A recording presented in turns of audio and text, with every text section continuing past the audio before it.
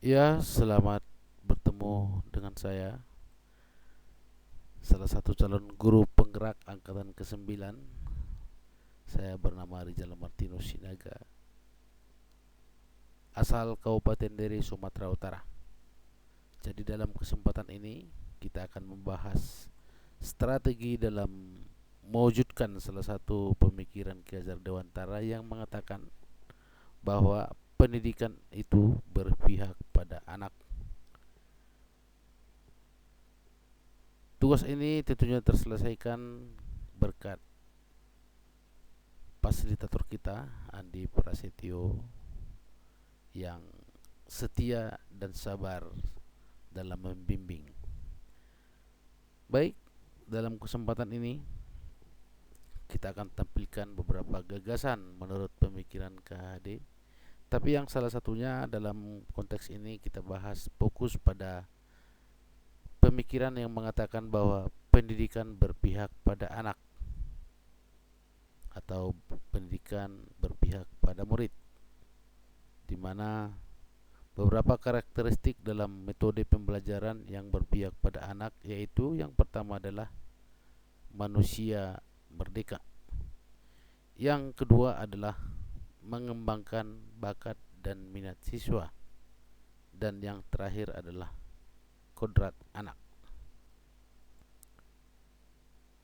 Pendidikan yang berpihak pada murid menurut Ki Hajar Dewantara juga terlihat pada trilogi pendidikan yang menyampaikan bahwa yang pertama adalah Ingarso Sungtulodo, yang kedua Ingmadia Mangunkarso, dan yang ketiga adalah Tut Wuri Handayani.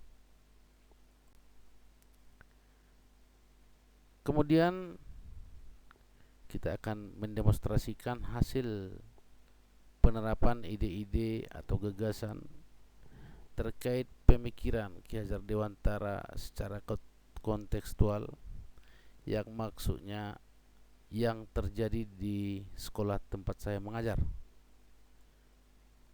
Yaitu pertama, pemikiran KHD secara kontekstual,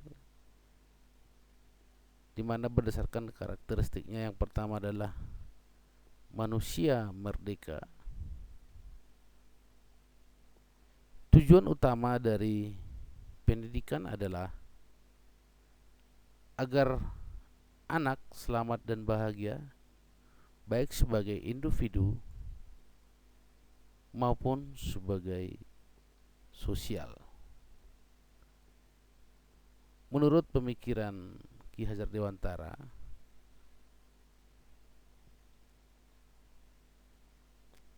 bahwa adalah manusia merdeka ketika pendidikan itu sudah berpihak pada murid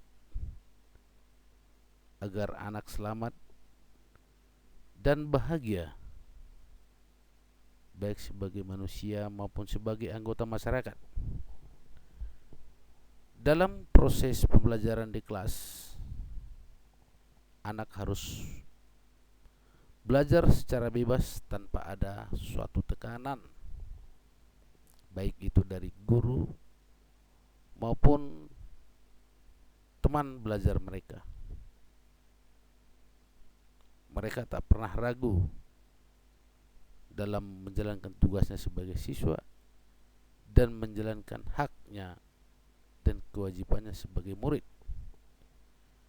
Kemudian mereka harus bebas mengutarakan pendapat dan juga bebas berekspresi serta mengembangkan kreativitasnya. Yang kedua adalah mengembangkan bakat dan minat siswa. Dalam hal ini, pendidikan berpihak pada anak juga merupakan pendidikan yang memperhatikan minat, bakat, dan kemampuan yang dimiliki masing-masing anak. Bakat adalah kemampuan bawaan dari lahir, sedangkan minat itu terbentuk selama proses tumbuh kembangnya anak. Bakat yang dimiliki anak tidak selalu berhubungan dengan akademisnya maupun hanya kemampuan kognitif. Namun, bakat bisa jadi berhubungan dengan hal-hal yang bersifat sosial, seperti kemampuan komunikasi dan sebagainya. Yang ketiga adalah kodrat anak.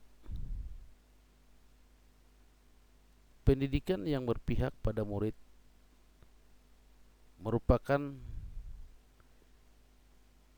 pendidikan yang dielaborasi terkait kodrat alam dan kodrat zaman.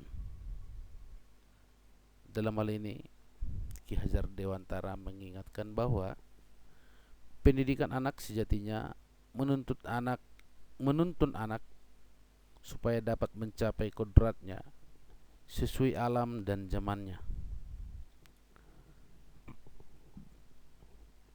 Untuk itu, sebagai pendidik harus bisa beradaptasi terhadap perkembangan zaman sehingga proses tumbuh kembang anak dapat maksimal. Seorang pendidik juga dituntut untuk dapat memaksimalkan kemampuan anak, keterampilan seperti berpikir kritis, kreatif, kolaboratif, dan komunikatif. Pendidikan yang berpihak pada murid menurut Ki Hajar Dewantara itu terlihat pada trilogi pendidikan yang menyebutkan bahwa yang pertama, ing ngarso sung tulodo. Seorang guru harus mampu menjadi pemimpin dan memberikan teladan bagi murid-muridnya. Sebuah keteladanan akan jauh lebih membekas dibanding dengan 1000 teori yang guru berikan. Yang kedua, ing madya mangun karso. Seorang guru harus dapat menjadi motivator dengan memberikan semangat dan dukungan kepada murid-muridnya. Seorang juga hendaknya dapat membangun kerjasama dengan murid dan terus belajar secara berinovasi dalam mewujudkan pembelajaran yang menyenangkan dan berpusat pada murid. Yang ketiga yaitu Tuturi Handayani. Seorang guru harus mampu memberikan dorongan dan motivasi kepada murid-muridnya. Yakinkan bahwa setiap murid memiliki potensi dan bakatnya masing-masing, serta bimbinglah mereka untuk dapat mengembangkan potensi itu. Nah, inilah yang merupakan trilogi pendidikan yang dicetuskan oleh Bapak Ki Hajar Dewantara. Dan trilogi ini juga sering disebut dengan semboyan dalam pendidikan. Nah, kemudian di sekolah tempat saya mengajar atau di tempat saya mengajar ada beberapa tantangan penerapan pemikiran Ki Hajar Dewantara. Tantangan yang muncul di tempat saya mengajar adalah di mana pihak sekolah dan orang tua siswa itu tampak kurang antusias dalam membangun kerjasama untuk meningkatkan minat serta bakat siswa, dan juga ditunjukkan dengan kurangnya dukungan masyarakat dalam pembentukan karakter.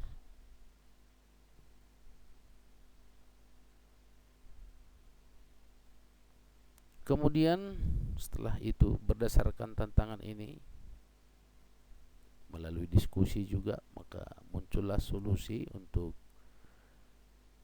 keluar dari tantangan itu, atau sebagai yang akan nanti kita katakan sebagai rencana tindak lanjut, yaitu ya merancang kerjasama antara masyarakat, dalam hal ini orang tua mahasiswa, dengan pihak sekolah dalam hal mengembangkan minat serta bakat siswa.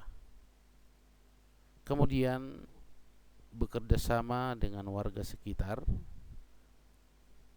dalam hal ini di sekitar lingkungan sekolah dan juga orang tua untuk membiasakan berinteraksi dengan mengedepankan adab serta menunjukkan karakter yang berbudaya.